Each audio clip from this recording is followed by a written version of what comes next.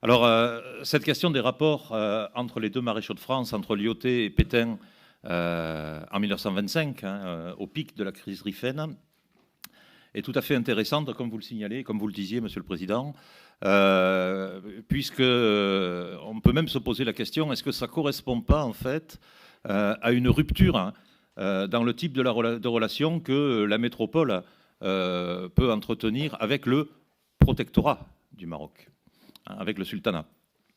À la fois dans la relation affective, hein, de la France et du Maroc, mais bien sûr, peut-être d'abord dans la relation politique. Alors cette période, elle est bien documentée, à la fois par des archives nombreuses, hein, on est sous la Troisième République, civilisation de l'écrit, écrit officiel et écrit privé. Elle est bien documentée parce que donc, nos archives sont riches, parce que les fonds privés sont riches, parce que les mémoires ultérieurement publiées des acteurs, des témoins sont extrêmement nombreux, mais également parce que la presse de l'époque s'y est bien sûr beaucoup intéressée.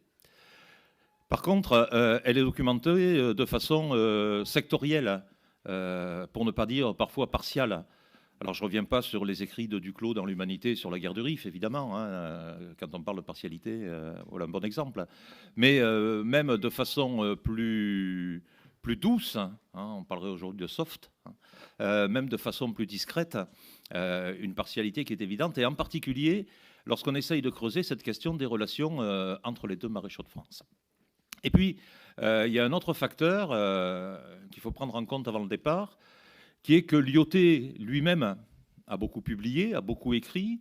Il entretient une très riche et nombreuse correspondance avec d'éminents destinataires, hein, avec d'éminents correspondants, alors qu'à contrario, Pétain est une toute autre personnalité qui a laissé très peu d'écrits personnels et qui a, dans ses relations, je dirais, avec des tiers, presque des relations d'état-major, quoi, hein. La plupart de ces correspondances ressemblent à des comptes rendus d'état-major.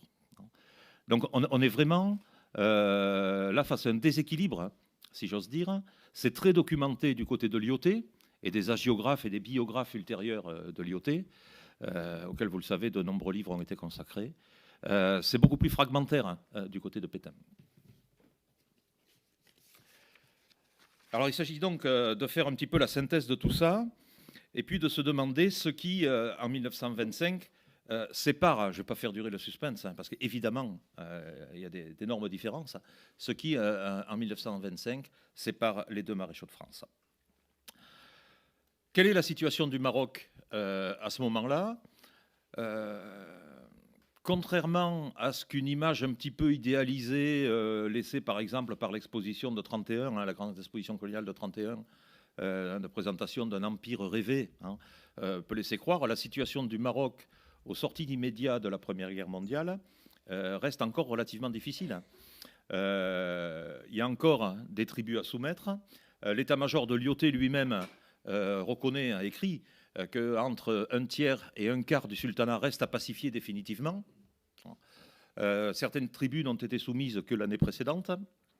Et on se souvient qu'en particulier, hein, toute cette région de la tâche de Taza, hein, ce qu'on appelle la tâche de Taza, et de la réduction de la tâche de Taza, est en voie d'être résolue. On va employer un délicat euphémisme.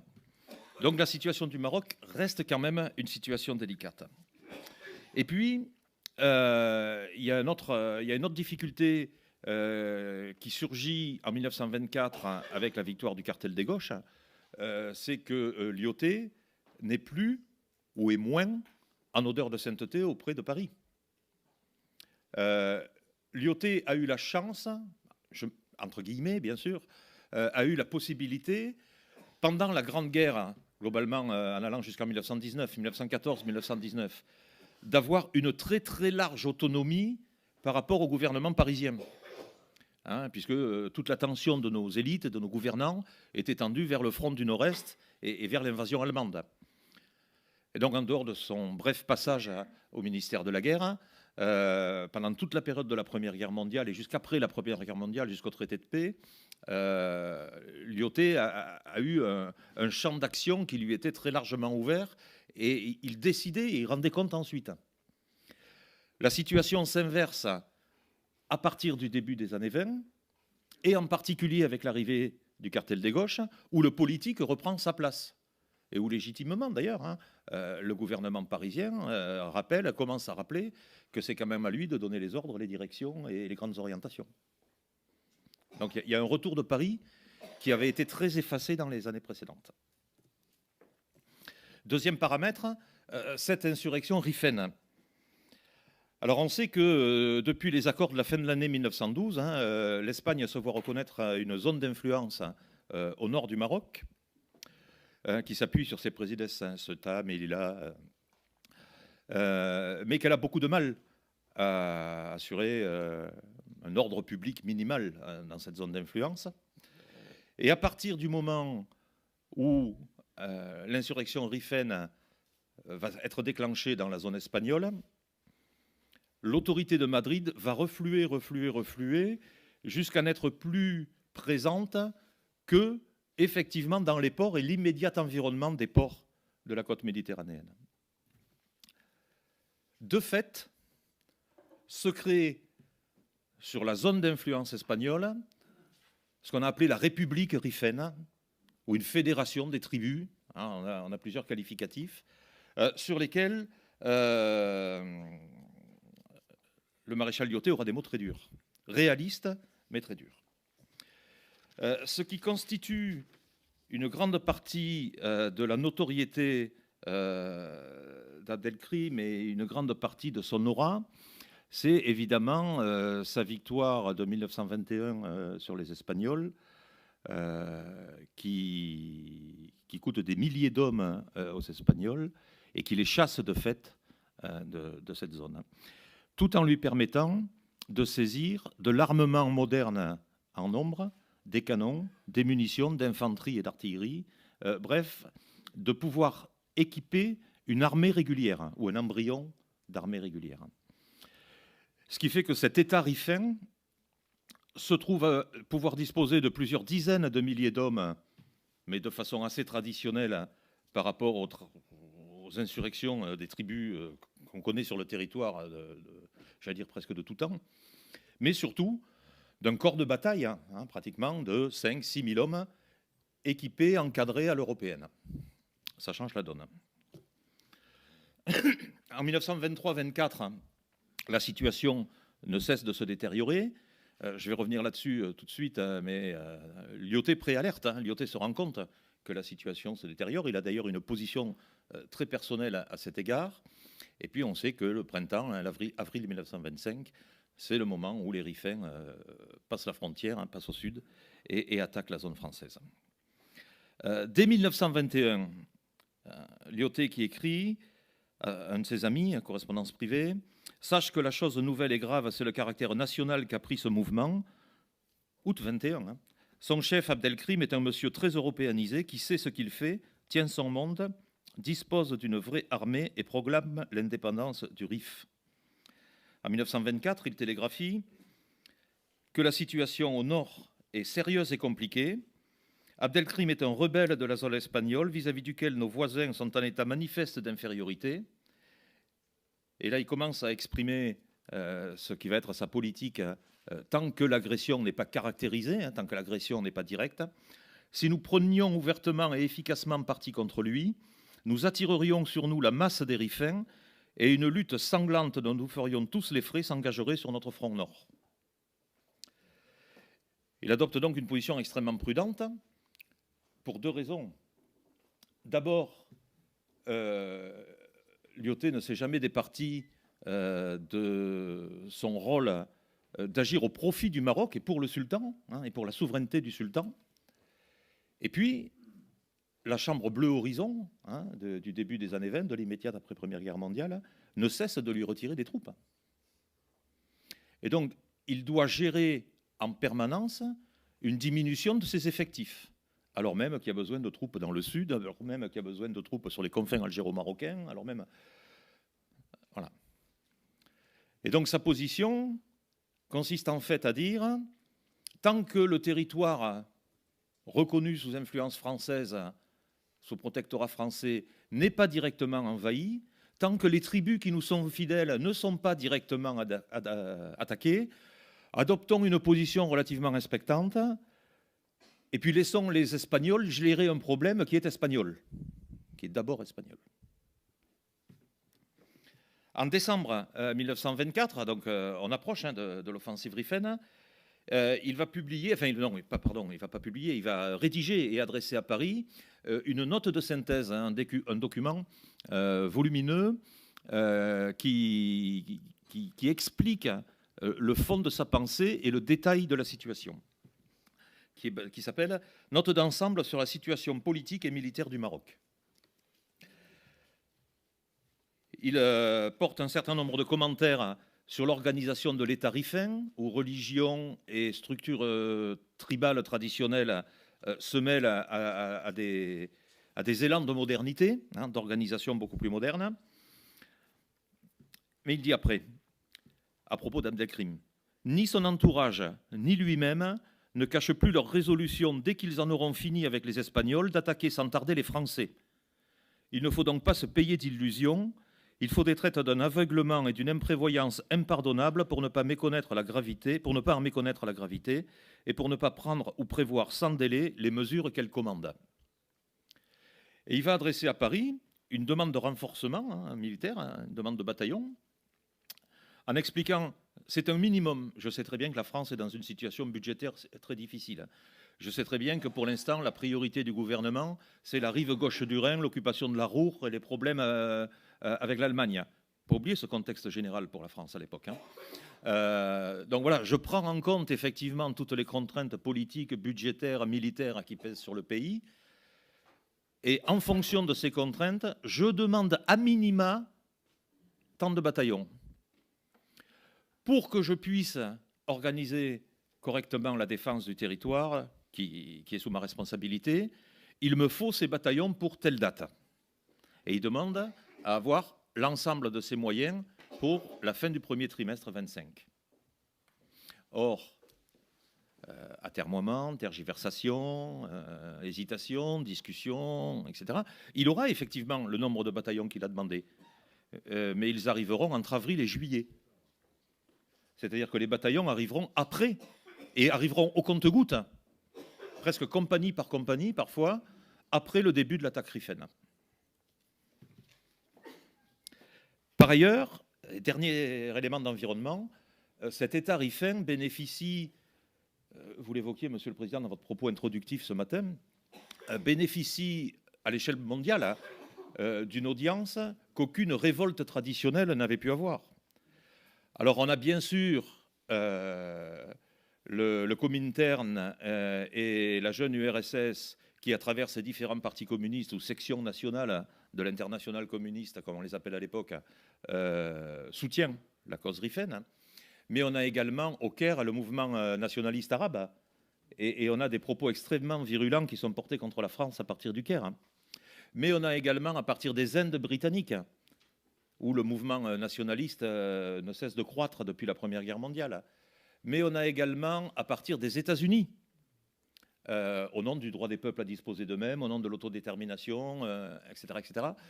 Donc vous voyez, il y a tout un contexte international qui fait que l'État rifin peut se sentir plus ou moins conforté, et en tout état de cause, au moins la France et sa diplomatie, et donc son armée, en situation beaucoup plus difficile. Enfin, je l'évoquais tout à l'heure, et j'en viens à Pétain, je l'évoquais tout à l'heure, il ne faut pas oublier ce basculement de majorité entre la Chambre bleue Horizon et le cartel des gauches en 24. L'une des premières décisions votées par la Chambre du cartel des gauches, c'est une loi nominative, il n'y en a pas beaucoup, rétablissant sans limite de durée, en situation d'activité, le général Sarraï pour l'envoyer au Levant. Sarraï, c'est le général républicain dans toute son expression de l'époque, et son expression militante de l'époque. Parce qu'entre 19 et 24, Sarraï, il a été candidat aux législatives pour le Parti socialiste, ou les différentes variantes de Parti socialiste unifié. Il a été vice-président de la Ligue des droits de l'homme, il a été, etc. Donc il a eu toute une activité politique très marquée dans l'immédiate après Première Guerre mondiale. Et une des premières lois que vote le cartel des gauches, c'est celle-là. le rétablir sans limite d'âge en situation d'activité. Et vous faites tout de suite le lien, le parallèle ou la comparaison entre les personnalités de Sarail et de Lyautey. Et vous voyez bien qu'évidemment, à contrario, Lyautey ne peut pas être, pardonnez-moi l'expression, dans les petits papiers du gouvernement, du nouveau gouvernement. D'autant moins que Painlevé joue un rôle éminent dans ce gouvernement. Il va être président du Conseil.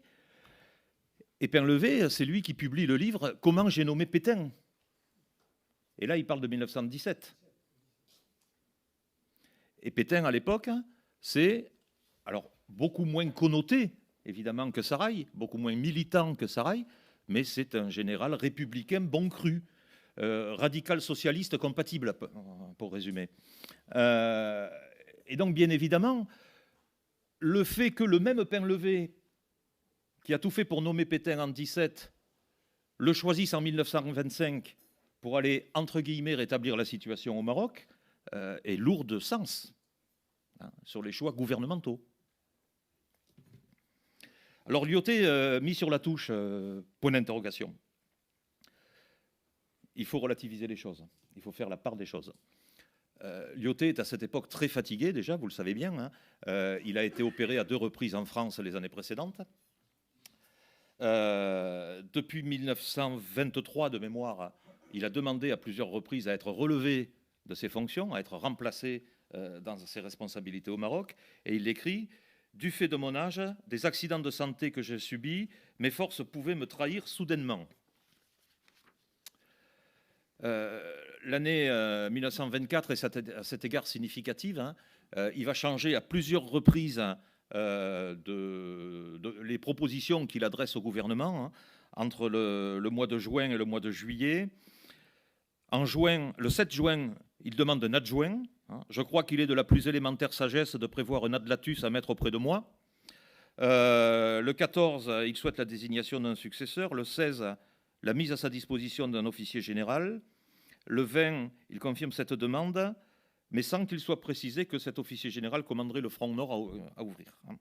Le 25, enfin, il demande instamment de mettre à ma disposition le général Végan pour, etc., etc. Donc, il multiplie les demandes auprès du gouvernement, qu'il s'agisse d'être relevé, remplacé dans ses fonctions de résident général et de commandant en chef au Maroc, ou d'avoir auprès de lui un officier général voilà, de solide trempe, solide carrière et parfaitement reconnu dans l'institution, qui puisse prendre en charge sous sa responsabilité toujours, hein, parce que Lyautey est un adepte du commandement unique, enfin, ou de la comment dire, de la réunion sur la même autorité des responsabilités civiles et militaires. Et donc d'avoir à sa disposition cet officier général. Et il est bien évident que dans ces conditions, le gouvernement qui hésite, Lyautey, personnage emblématique, est-ce que le remplacer au moment où la crise menace, voire au moment où l'offensive va commencer, ça ne serait pas le déjuger, ça ne serait pas ouvrir une crise supplémentaire, etc. Mais le gouvernement sent bien que de toute façon, il va déjà bientôt falloir le remplacer. C'est un officier maréchal âgé et fatigué.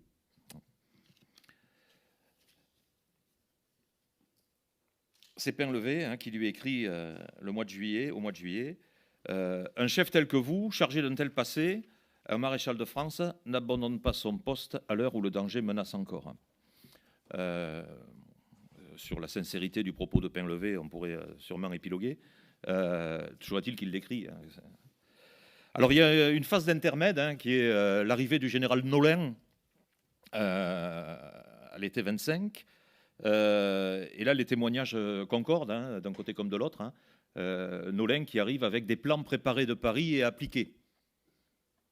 Alors là aussi, on change de regard sur la situation du RIF. C'est plus Lyautey avec son état-major qui est supposé mettre en œuvre et prendre des décisions. Nolin arrive avec un plan préparé à l'état-major général à Paris.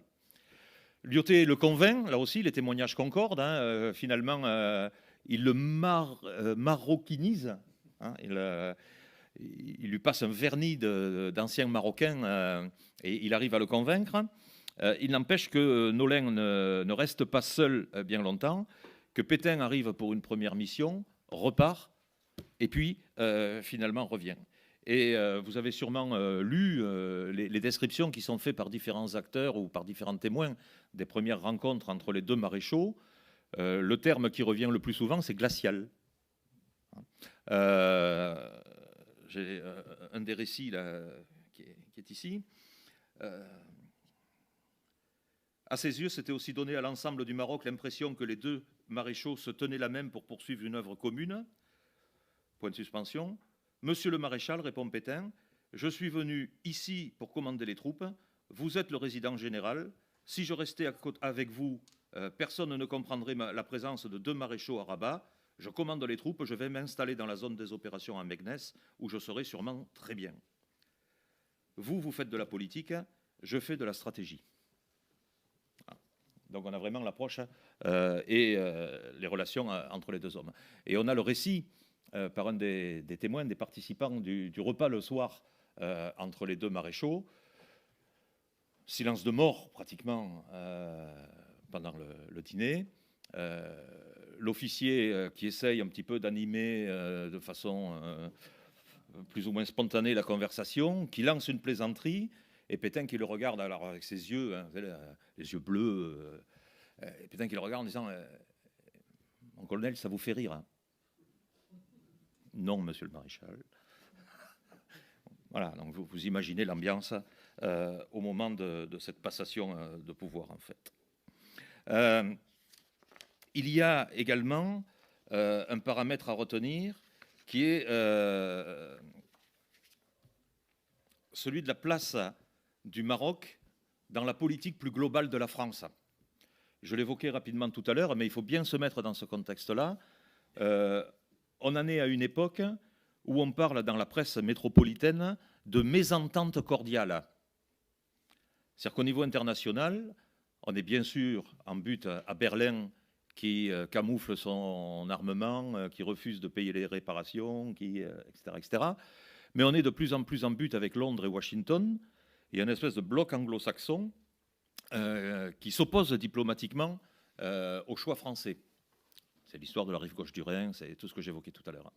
Et donc il est bien évident que dans ce contexte-là, le Maroc ne doit pas devenir une épine de plus dans le pied du gouvernement, mais il ne s'agit pas d'investir essentiellement sur le Maroc. Ce n'est pas la priorité. Et donc il faut arriver à geler la situation, avoir une espèce de statu quo. Les évolutions que pouvait envisager Lyautey, on sait qu'en 22, 23, 24, il propose des évolutions dans la relation franco-marocaine, ne sont plus à l'ordre du jour. On gèle la situation sur ce qu'elle était antérieurement. Et puis je l'évoquais tout à l'heure, cette disparition de l'autonomie du résident général. Alors juste une citation de Lyautey lui-même pour terminer. Hein. À son retour en France en octobre 1925, je crois que ce qui est le plus intéressant, ce n'est pas de s'appesantir sur le passé, mais d'examiner ce qui résulta du changement complet de méthode datant du moment où on m'a retiré en fait le commandement militaire pour le donner au général Nolin arrivant de Paris. Il poursuit un petit peu plus loin, dans une lettre qu'il adresse à Aristide Briand en octobre. J'ai tenu dans ma demande de remplacement que je vous ai adressée le 24 septembre à n'invoquer d'autres motifs que mon besoin de repos et le redressement de la situation militaire, redressement qui me permettait de quitter mon poste en toute sécurité et conscience. Il y avait pour mon départ d'autres raisons. Aujourd'hui, sous-entendu aujourd'hui que je suis parti, que je suis rentré dans l'Hexagone, aujourd'hui, j'estime mon devoir de le préciser. Il m'était impossible vis-à-vis de la France, du Maroc et de moi-même de garder un jour de plus la prolongation de ma présence, une apparence même de responsabilité dans des mesures dans lesquelles je n'avais plus qualité pour intervenir et sur lesquelles je différais de vue avec ceux qui en étaient chargés en dehors de moi. Les organisations militaires, les doctrines, les méthodes actuellement au Maroc l'ont été en dehors de moi, sans que j'aie eu à donner mon avis ou contre mes avis. Je n'entends ni les apprécier, ni les critiquer, mais elles diffèrent totalement de celles que, pendant toute ma carrière coloniale, j'ai toujours préconisées et appliquées. À tort ou à raison, je n'ai pas confiance dans leur efficacité. C'est clair. Le président du Conseil ne peut pas ne pas être au courant. Et qu'est-ce que c'est, quelle est cette méthode mise en œuvre par Pétain? Ben, c'est ce qu'on va appeler le marteau pour écraser un insecte. Hein. Ça va être une armée de 100 000 hommes supplémentaires, hein, qui vont être envoyés au Maroc. Et on voit bien qui accompagne Pétain. Je donne toujours un exemple, parce que c'est significatif, quand on voit bien ce qu'est le Maroc de 1925. L'accompagne le futur général Doumenc, hein, commandant lieutenant-colonel Doumenc, qui est l'homme de la voie sacrée à Verdun, qui est l'homme de l'approvisionnement des champs de bataille de la Somme, qui est l'homme des convois automobiles de l'été 1918, avec pour mission de constituer au profit du commandement militaire au Maroc les voies logistiques et les convois automobiles qui sont l'expérience directe de la Grande Guerre qui vient de s'écouler. Et l'emploi au Maroc, c'est les chars, il y a eu un certain nombre d'études là-dessus, c'est les avions, il y a également eu des publications là-dessus, c'est les convois automobiles. Et donc on voit bien que c'est une guerre moderne, avec des matériels en nombre, pour écraser cet ennemi qu'on compare parfois à un insecte. Cette guerre à l'européenne, c'est justement ce que refusait Lyautey, avec sa politique traditionnelle que vous connaissez, de discussion, d'apaisement, et favoriser l'adhésion pour ne pas avoir autant que possible, même si lorsque c'était nécessaire, il le faisait évidemment, ne pas avoir autant que possible à utiliser la force. Alors, opposition entre les deux hommes, oui, à la fois de personnalité, de parcours, de carrière, hein, l'ancien cavalier, le fantassin, l'homme capote, hein, d'approche de la situation locale. Un grand colonial qui a l'essentiel de sa carrière outre-mer et un métropolitain pur jus. Pétain n'était quasiment jamais sorti de l'Hexagone. Hein, et je ne suis pas persuadé que, en dehors de l'appellation protectorat, il ait bien fait la différence entre l'Algérie et le Maroc, par exemple. Et puis surtout, et je crois que c'est un facteur qu'on prend rarement en compte, au moins quand on analyse les conflits, la responsabilité du politique. Hein. On a un changement de majorité radical l'année précédente, un changement de personnel gouvernemental total, et puis on se trouve avec un résident général qui demande depuis un an ou deux à partir et qui n'est plus en phase avec le gouvernement en place. L'issue était relativement évidente. Le choix de Pétain ne l'était peut-être pas, mais le départ de Lyautey, en tout état de cause, était écrit. Je vous remercie.